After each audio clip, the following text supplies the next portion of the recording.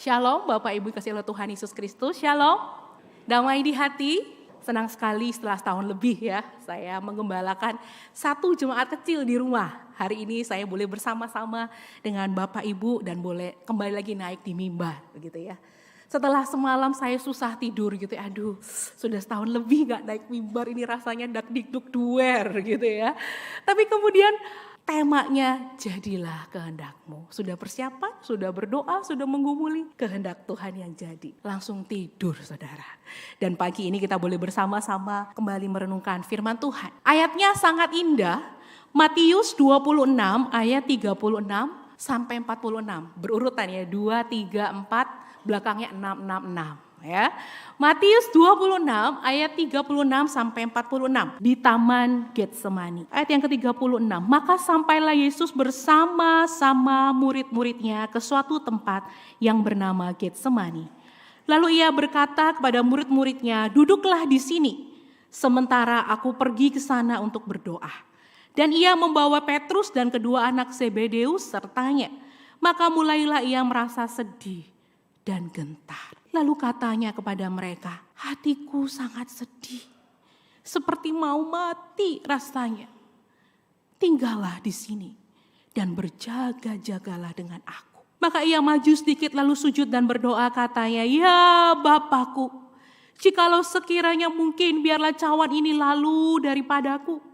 Tetapi janganlah seperti yang ku kehendaki, melainkan seperti yang engkau kehendaki. Setelah itu ia kembali kepada murid-muridnya itu dan mendapati mereka sedang tidur. Dan ia berkata kepada Petrus, tidakkah kamu sanggup berjaga-jaga 1 jam dengan aku? Berjaga-jagalah dan berdoalah, supaya kamu jangan jatuh dalam pencobaan. Roh memang penurut, tetapi daging lemah. Lalu ia pergi untuk kedua kalinya dan berdoa katanya, ya Bapakku, jikalau cawan ini tidak mungkin lalu, kecuali apabila aku meminumnya, jadilah kehendakmu. Dan ketika ia kembali pula ia mendapati mereka sedang tidur, sebab mata mereka sudah berat. Ia membiarkan mereka di situ lalu pergi dan berdoa untuk ketiga kalinya dan mengucap doa yang itu juga. Sesudah itu ia datang kepada murid-muridnya dan berkata kepada mereka, tidurlah sekarang dan istirahatlah. Lihat, saatnya sudah tiba bahwa anak manusia diserahkan ke tangan orang-orang berdosa.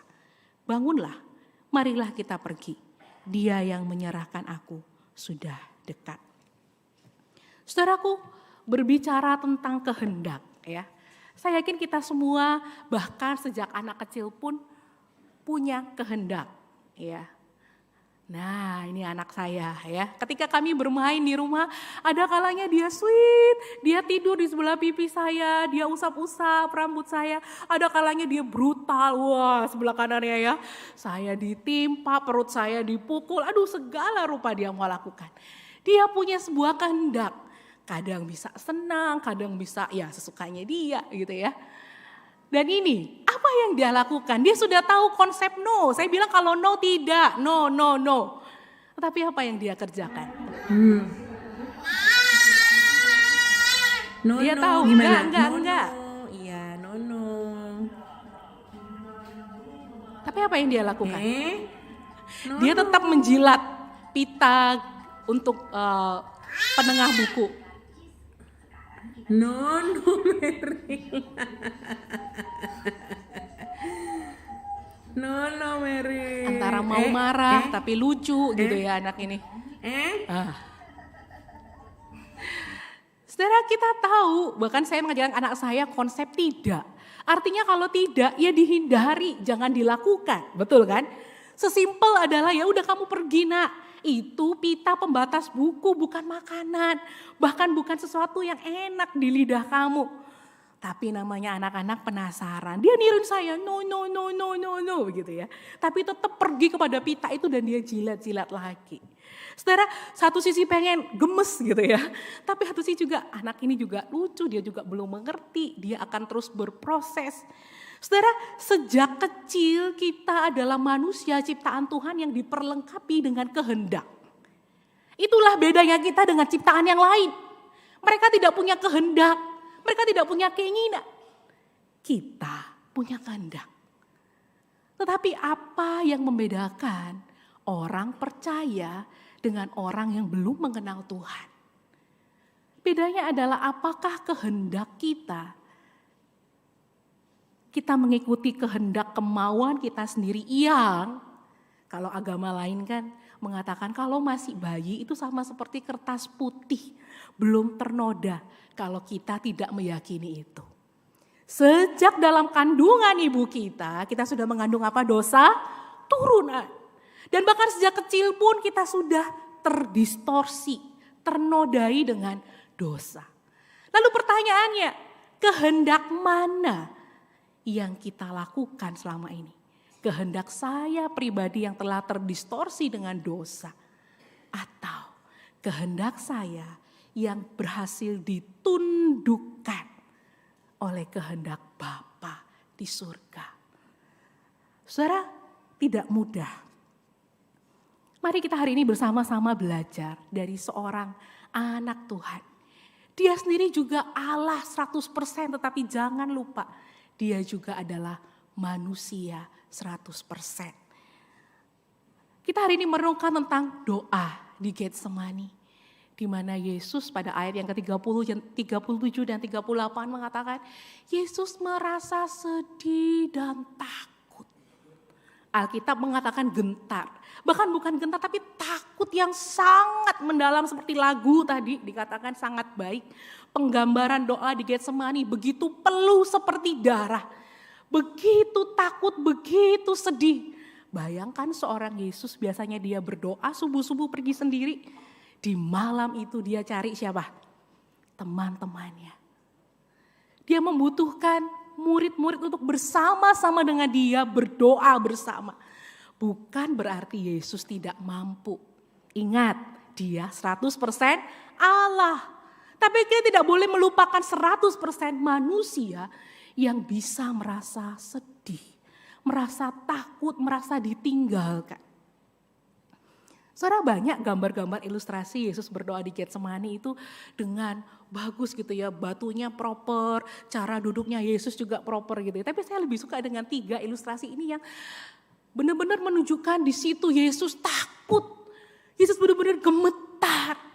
Dia merasa sedih karena selama ini dia bersama-sama dengan Bapaknya dan sebentar lagi cawan yang adalah murka Allah itu dia harus meminumnya. Saudara lihat pose-pose itu menunjukkan sebuah keberpasrahan diri. Satu sisi dia tahu kehendak Bapaknya itu terbaik. Tetapi satu sisi manusia, dan disinilah 2 kehendak itu bertemu. Kehendak manusia dan kehendak ilahi dari Kristus bersatu. Jikalau mungkin Tuhan, gitu ya. Saudara, kenapa? Apa sebenarnya yang membuat seorang Yesus badai saja, kalau kita lihat ya mujizat yang dia lakukan, badai yang begitu keras dia sanggup hentikan. Yang mati dia bisa bangkitkan. Lalu kenapa di momen saat ini menjadi momen yang sangat mencekam dan membuat dia sangat-sangat takut? Apa saudara yang membuat dia sangat takut? Seorang teolog William Hendrickson dalam tafsirannya Markus 14 ayat 33 ini paralel dengan yang kita baca doa di Getsemani. Di situ saya bacakan yang versi Indonesianya. Mungkinkah ia di sini di Getsemani melihat datangnya gelombang pasang yang kita mengenal dengan tsunami murka Allah karena dosa kita.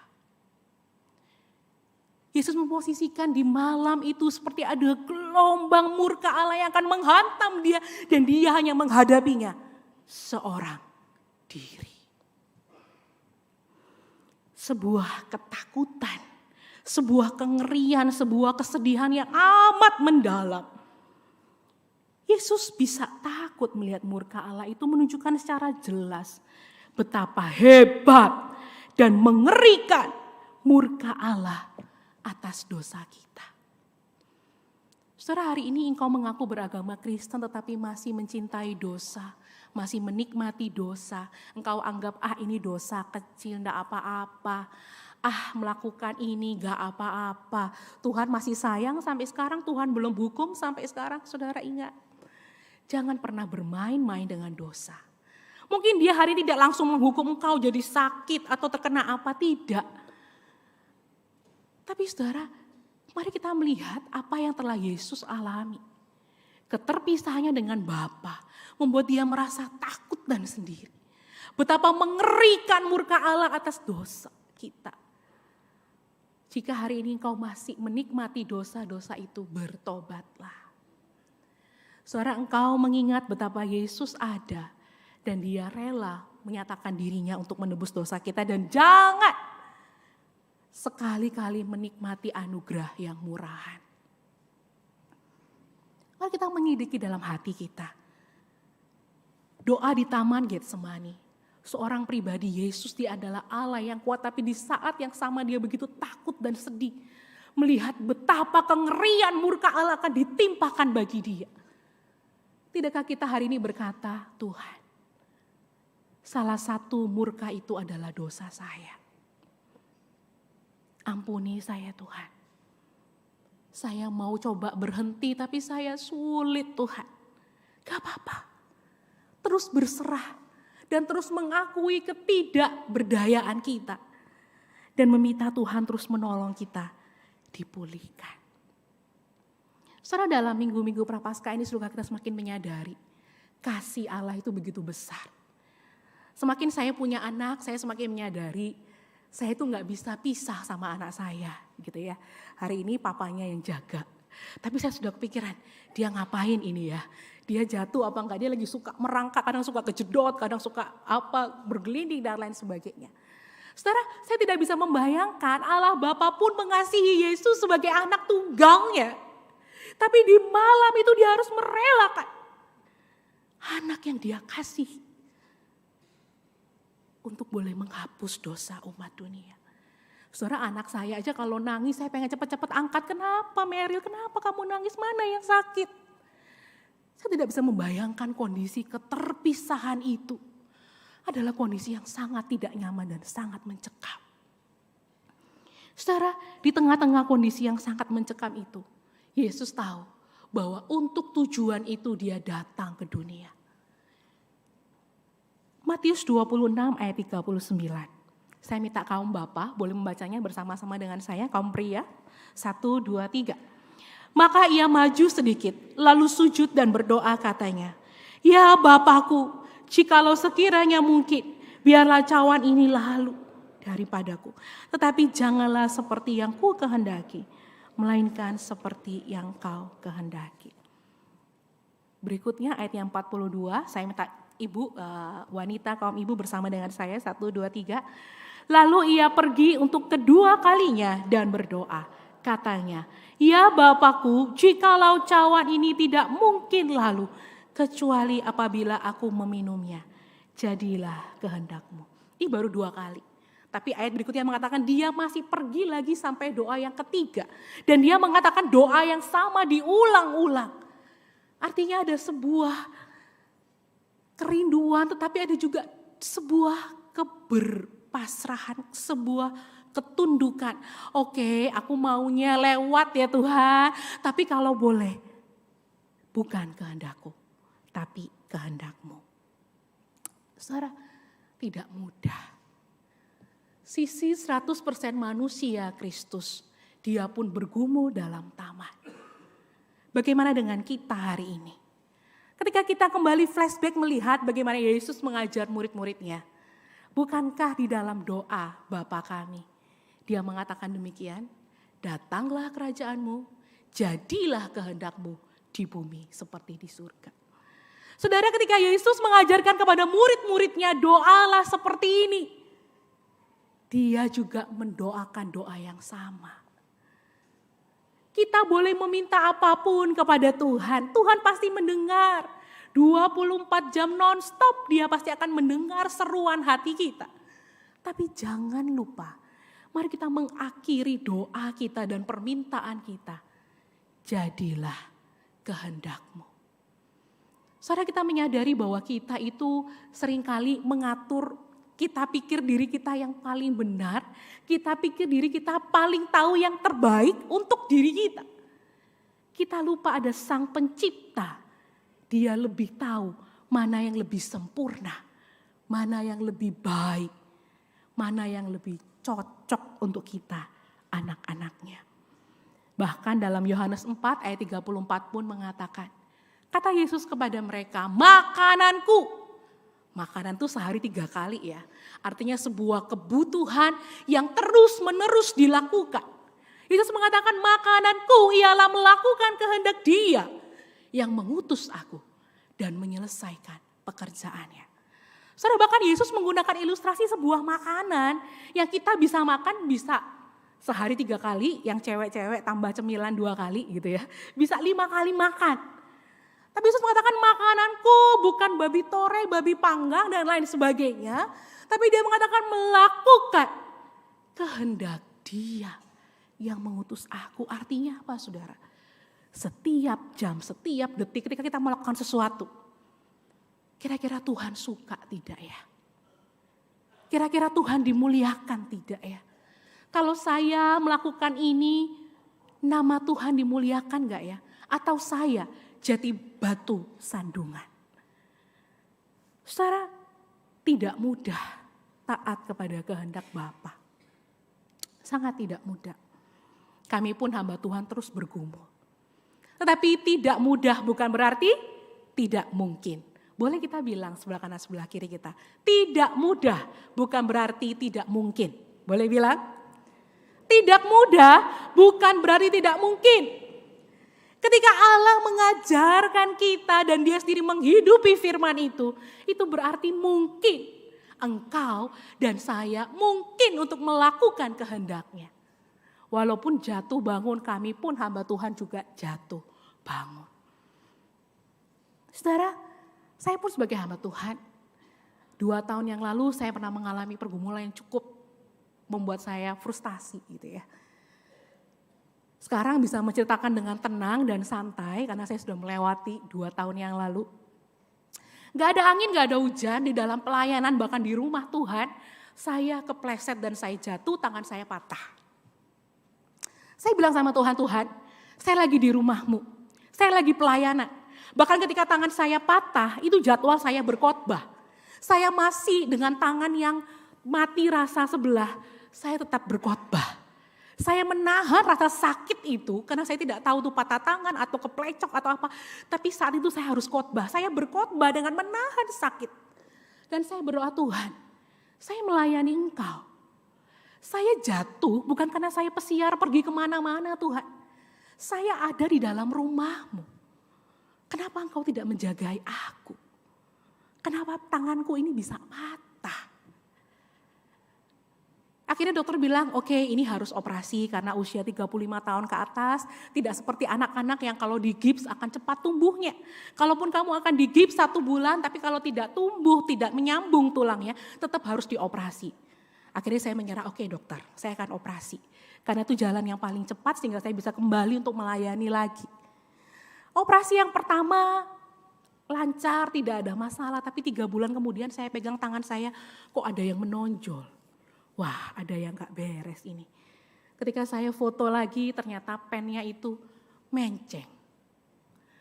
Kondisinya tidak nyaman, saya menggerakkan tangan juga tidak nyaman.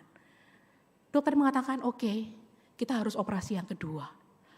Saudara, saya lelah sekali. Tiap kali operasi bukan hanya selesai operasi saudara, setelah itu saya harus fisioterapi.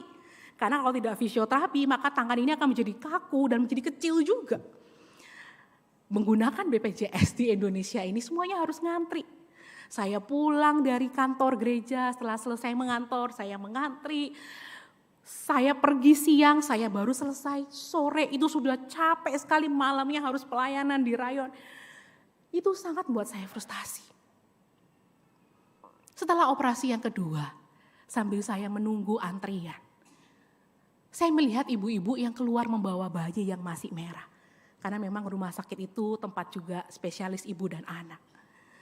Kemudian terbersit dalam hati saya, Tuhan, masa sih aku ke rumah sakit ini 2 kali operasi untuk tangan? Padahal ini rumah sakit spesialis ibu dan anak. Tuhan tahu kan, 10 tahun aku menanti. Tuhan, kalau Tuhan izinkan, aku bukan hanya membenarkan tanganku fisioterapi terus. Suatu saat Tuhan, izinkan aku juga pulang dengan membawa bayi yang kemerahan itu. Tapi kemudian saya sadar, Shebi, kamu jangan memaksakan kehendakmu. Tuhan sudah atur yang terbaik. Mungkin Tuhan pengen ketika kamu berdua pelayananmu lebih maksimal. Kamu bisa melakukan semuanya dengan lebih efektif. Tapi doa itu seperti tercurah begitu saja. Saya berdoa kepada Tuhan dan bahkan Tuhan, saya minta ampun. Saya tidak mau mengatur-ngatur Tuhan. Tapi kalau Tuhan memang berkenan, nyatakan seturut dengan kehendak-Mu. Saudara, saya bahkan lupa doa itu. Sampai kemudian saya terlambat haid, 3 bulan baru sadar saya sudah hamil. Kemudian saya flashback kembali ke belakang. Tuhan, ternyata di balik penderitaan yang saya alami, kesulitan bahkan saat itu saya sedang frustrasi. Saya dikejar dengan pelayanan, tapi kesehatan saya juga menuntut saya juga harus terus berobat. Di situ Tuhan menyatakan dengan sangat tiba-tiba. Bahkan saat itu saya dan suami sampai tidak mau percaya cepat-cepat begitu ya. Dari 1 test pack, saya coba beli 3 test pack yang lain untuk memastikan apa ini benar. Itu pun kami tidak berani telepon orang tua kami karena itu terlalu memberikan harapan yang sangat tinggi untuk mereka. Kalau nanti ke dokter ternyata janin ini tidak berkembang, kami akan lebih malu dan lebih sakit. Kami simpan rahasia itu. Sampai akhirnya kami pergi ke dokter. Mau dengar detak jantungnya. Duk, duk, duk, duk. Saudara, di saat itu saya dan suami hanya bisa menangis. Dan saya bisa melihat Tuhan. Ternyata di balik segala penderitaan yang Tuhan izinkan saya alami, di balik itu Tuhan sediakan. Bahkan doa yang saya cuma ucapkan sekelibat. Saat itu saya di rumah sakit tidak sedang berlutut, saya tidak sedang mengangkat tangan, saya cuma berdoa dalam hati saya, Tuhan kalau boleh, saya boleh pulang dari rumah sakit ini membawa bayi yang merah. Tuhan mendengar. Ketika saya menyadari bahwa saya tidak boleh memaksakan kehendak saya di atas kehendak Tuhan. Itu seolah-olah Tuhan mengerjakan bagiannya secara diam-diam. Yang saya tidak tahu. Bayangkan saudara, dia ada dalam perut saya 3 bulan. Tanpa saya merasa mual, tanpa saya merasakan seperti orang hamil pada umumnya. Saya pelayanan seperti biasa, saya aktif seperti biasa. Dan bayi itu bertumbuh dengan sangat sehat. Sampai sekarang kayak tadi ya, video tadi Coko Didi, anaknya bertumbuh sehat dan kuat, itu anugerah Tuhan. Saudara, hari ini saya meyakini kita semua punya Getsemani kita masing-masing. Satu sisi ketika kita menghadapi pergumulan itu, ada masanya kehendak Tuhan dan kehendak kita itu begitu bertentangan. Saya kepengennya ini Tuhan, inilah Tuhan, tolong yang ini. Tapi kita tahu yang terbaik bukan kehendak kita, tapi kehendaknya Tuhan. Mari ketika kita diperhadapkan dengan Getsemani kita belajar punya sikap dan kita bisa berdoa seperti Yesus. Tapi jangan juga dengan sikap yang apatis. Wah, disuruh pendeta, disuruh hamba Tuhan, jadilah kehendak-Mu, cuman jadilah kehendak-Mu. Tapi cuman ngomong aja secara apatis itu tidak bekerja, saudara. Tapi mari kita mengatakan itu, jadilah kehendak-Mu. Bukan kemauanku secara keras Tuhan, walaupun ada hati kecilku kepengen. Tapi tetap Tuhan, kehendak-Mu yang jadi. Mari kita menaikkan setiap doa dan kerinduan kita itu dengan penuh penyerahan. Seperti Yesus.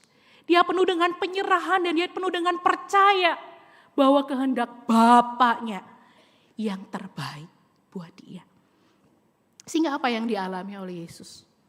3 kali setelah dia berdoa, dia seperti mendapatkan ketenangan. Dia mendapatkan kekuatan. Sehingga dia membangunkan muridnya, sudah ayo bangun. Sudah siap. Seperti dia mengatakan, aku tahu ini adalah kehendak Bapakku.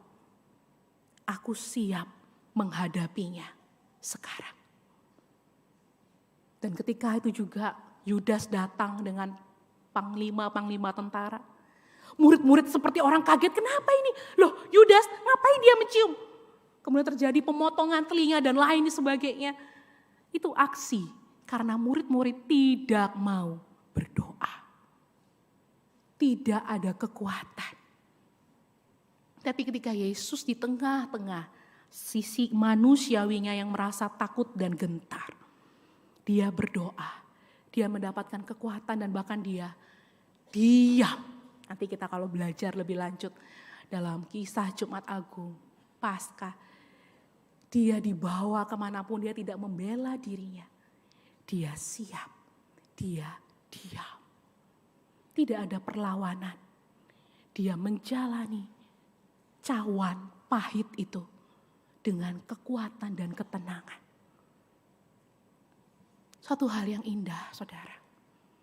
Saya tidak tahu cawan apa yang sedang kita hadapi. Getsemani apa yang sedang kita hadapi. Tapi mari kita bisa berkata setiap waktu, Tuhan, jadilah kehendak-Mu. Kehendak-Mu yang terbaik, yang terbenar, yang termulia. Aku boleh punya kehendak, tapi seringkali kehendakku itu terdistorsi dengan dosa. Mampukan aku untuk taat, untuk tunduk kepada maunya Tuhan. Lebih daripada kemauan saya. Ada seorang anak Tuhan yang bernama Adelaide Apollard. Dia adalah seorang yang keras kepala. Bahkan saking keras kepalanya dia itu mengganti namanya. Harusnya namanya itu Sarah Pollard. Dia gak suka dengan nama itu. Sehingga dia mengganti namanya Adelaide. Dia adalah anak Tuhan yang mengasihi Tuhan. Dia melakukan penginjilan ke daerah-daerah bahkan ke luar negeri. Dan dia juga salah seorang penggubah. Dia punya banyak lagu-lagu hymn yang juga ada di KPP kita yang nanti kita akan nyanyikan. Saudara, dia sangat ingin sekali pergi ke Afrika. Dia ingin menginjili di sana tapi dia cuma dapat beberapa bulan saja dia harus balik. Yang kedua dia pengen lagi, aku mau ke Afrika, pokoknya aku harus ke Afrika, aku harus menginjili di sana, banyak jiwa-jiwa di sana harus dimenangkan. Tapi sebelum dia berangkat, dia mendapat kabar yang tidak enak, kemungkinan besar dia sulit untuk pergi ke Afrika, ada banyak hal yang menghambat dia untuk pergi. Sampai akhirnya dia mendatangi sebuah pertemuan doa. Dan di situ ada seorang oma-oma, seorang ibu yang sudah tua. Dia berdoa demikian. Tidaklah menjadi soal apa saja yang Tuhan berikan dalam kehidupan kita. Hanya saja semoga kehendak Tuhanlah yang jadi. Saudara, doa itu begitu menampar hidupnya. Kenapa aku begitu berambisi pergi ke Afrika? Kalau memang Tuhan mau aku ke Afrika, pasti semuanya akan ada jalannya. Kalau Tuhan mau aku ke sana, pasti semua akan dibukakan satu demi satu. Kenapa aku begitu berambisi? Jangan-jangan ini cuma pelayananku, bukan pelayanan Tuhan. Saudara, ketika dia mendengar doa ini, hanya saja semoga kehendak Tuhanlah yang jadi. Di situ dia lebih tenang. Oke. Aku tidak perlu terlalu berambisi. Tuhan tahu dia akan taruh berbagai macam anaknya untuk ada di sana. Kalaupun aku tidak bisa. Tuhan paling sempurna, dia bisa mengatur alam semesta ini masakan. Dia tidak bisa mengatur para penginjil yang dia taruh di benua-benua manapun. Sehingga dia tetap berkarya, dia tetap melakukan penginjilan di tempat dia ditempatkan. Tidak menjadi masalah buat dia. Yang terpenting bukan kehendakku yang penuh dengan obsesi dan keinginan yang membabi buta ini. Tapi kehendak Tuhan yang jadi.